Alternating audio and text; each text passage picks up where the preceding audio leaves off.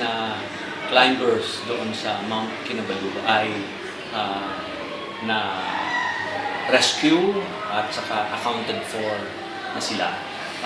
Ngunit ikinalulungkot po natin na maibalita sa ating mga kababayan na meron pong half Filipino, half Singaporean na nasawi po doon sa paglindol sa Mount Kinabalu area.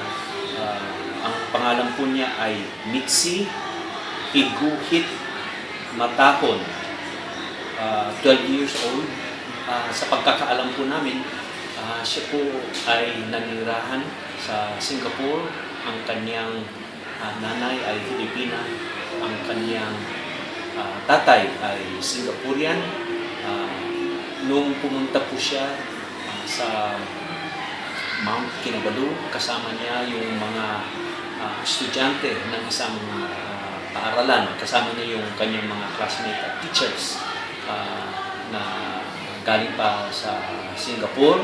So, ang ginawa po natin ay pinadala po natin ngayong araw at nandun na po sa Kinabalu area si Consul Francis Herrera.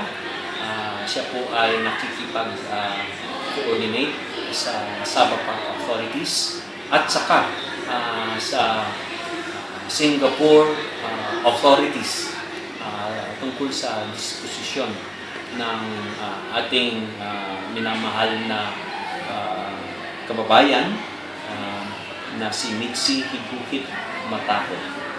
Sir, what about other Filipino climbers such as Michael William? Meron po ba tayong lead or details? Ang pinakauna pong na-confirm na rescue ay in fact si Michael William. May tatlo pa ho Filipino na rescue kahapon pa at maibibigay namin sa inyo. At yung mga pangalan nila ay nandun na sa ating press release earlier. Okay, sir. So sir, sa ngayon po wala po kayong info about the list ng details? Or later pa po available siya?